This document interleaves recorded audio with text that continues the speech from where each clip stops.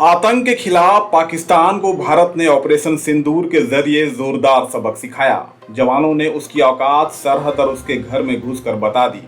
तिलमिलाया पाकिस्तान कुछ दिन में ही जंग रोकने पर आमादा हो गया और अमन के लिए सीज फायर करने पर राजी हो गया।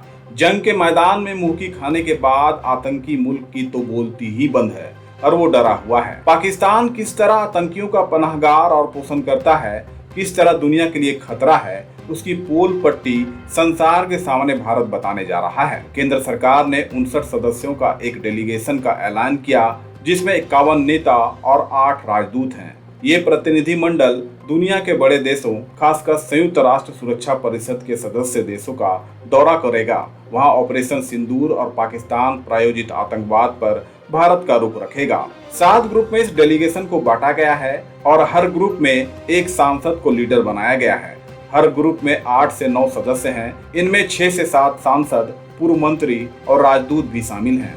सभी डेलीगेशन में कम से कम एक मुस्लिम प्रतिनिधि को रखा गया है, चाहे वो राजनेता हो या फिर राजदूत हो।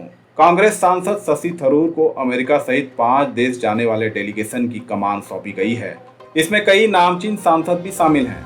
भाजपा के रविशंकर प्रसाद, शिवसेना के एकनाथ शिंदे, जेडीयू के संजय कुमार झा, बैजयंत पांडा, शिवसेना उद्धव गुट की प्रियंका चतुर्वेदी, असदुद्दीन अवैसी, गुलाम नबी आजाद, निशिकांत दुबे और झारखंड मुक्ति मोर्चा से सरफराज अहमद भी इस डेलीगेशन के साथ जाएंगे। गोड्डा से भाजपा सांसद निशिकांत दुबे ने डेलीगेशन में शामिल होने पर प्रधानमंत्री नरेंद्र मोदी का आभार जताया और अपने एक्स अकाउंट पर उन्होंने लिखा, ऑपरेशन सिंदूर के बाद दुनिया के सामने पाकिस्तान की कारगुजारियों और भारत के आतंकवाद के खिलाफ 78 सालों के संघर्ष बताने के लिए उन्हें चुना गया। लोकतंत्र का खूबसूरत चेहरा मैं और ओवैसी साहब एक साथ भारत के लोकतंत्र और मुसलमानों के भारत में मिले सम्मान, स्वाभिमान और समानता को बताएंगे।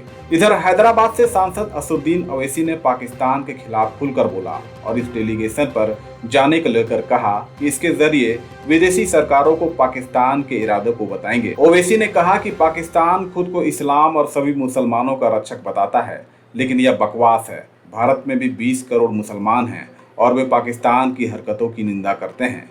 पाकिस्तान 1948 से भारत को अस्थिर करने की कोशिश कर रहा है और वह रुकने वाला नहीं है। कांग्रेस सांसद शशि थरूर ने भी डेलीगेशन की अगुवाई करने की जिम्मेदारी मिलने पर मोदी सरकार का आभार जताया।